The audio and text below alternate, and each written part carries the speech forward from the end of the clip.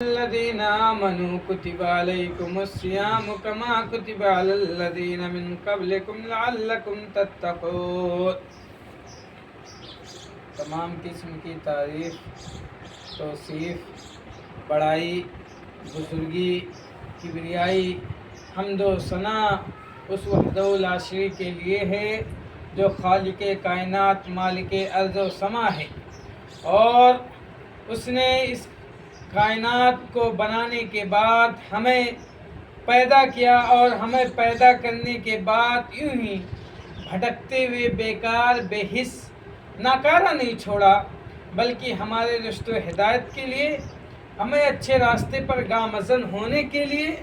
ہمیں اچھے راستے پر چلنے کے لیے اللہ تعالیٰ نے اس دار فانی کے اندر بہت سارے انبیاء کرام علیہ الصلاۃ والتسلیم کو بھیجا ہے۔ تمام انبیاء کرام علیہ الصلاۃ والتسلیم پر درود و سلام نازل ہو، خصوصاً بالخصوص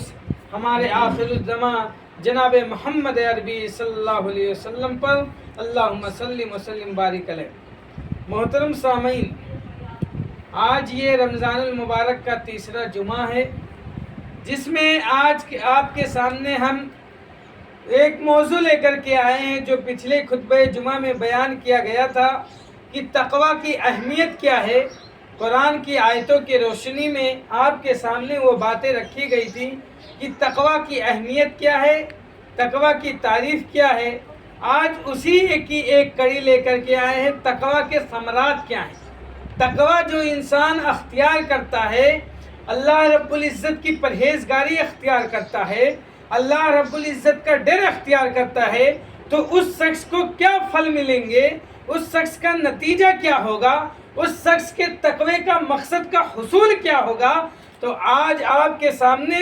قرآنی آیتوں اور احادیث کے روشنی میں آپ کے سامنے تقوی کے ثمرات کے موضوع پر بحث کرنا چاہتا ہوں۔ تو سب سے پہلی چیز جو ہے وہ اللہ کی دوستی کا حصول ہے۔ جو شخص تقوی اختیار کرتا ہے، اپنے دلوں کے اندر پرہیزگاری لاتا ہے، اللہ رب العزت کا ڈر اور خوف بیٹھاتا ہے، اس کو سب سے پہلی چیز جو تقویٰ کے ثمرات میں سے حاصل ہوگی وہ ہے اللہ رب العزت کی دوستی کا حصول۔ یعنی اللہ رب العزت اس شخص سے دوستی کرنے لگ جاتا ہے جو شخص اللہ رب العزت سے ڈرتا ہے، جو شخص اللہ رب العزت سے خوف کھاتا ہے، جو شخص اللہ رب العزت کی پرہیزگاری اختیار کرتا ہے، اس شخص سے اللہ رب العزت محبت کرنے لگتا ہے، اس سے دوستی حاصل ہو جاتی ہے۔ میرے بھائیوں، تقویٰ کے عظیم الشان فوائد میں سے ہے کہ انسان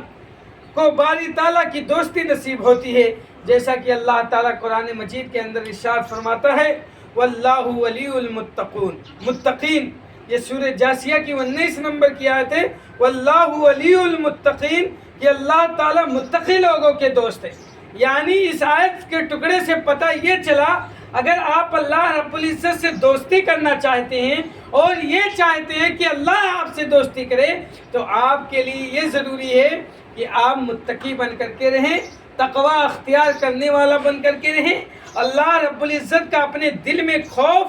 بٹھا کر کے رہیں، واللہ ولی المتقین، تو اللہ رب العزت آپ سے دوستی کرنے لگ جائے گا، پرہیزگاروں سے دوستی کرنے لگ جائے گا۔ میرے بھائیوں، یہ سورہ جاسیہ کی 19 نمبر کی آیت ہے۔ تو آپ کو پہلی چیز پتہ یہ چلی تقویٰ کے ثمرات میں سے کہ آپ کو اللہ رب العزت کی دوستی نصیب ہوگی۔ کس شخص کو دوستی نصیب ہوگی؟ اس شخص کو جو پرہیزگار، تقویٰ اختیار کرنے والا ہوگا، جو ڈرنے والا ہوگا ہر معاملات میں۔ اور دوسری جگہ اللہ تعالیٰ نے ارشاد فرمایا اسی چیز کی تائید میں کہ اللہ کی دوستی کا حصول ہوتا ہے، ان اولیاؤہ الا المتقون ولکن اکثرهم لا یعلمون، یہ سورہ انفال کی 34 نمبر کی آیت ہے کہ انہیں اللہ کے دوست نہیں، اللہ کے دوست، ان اولیاء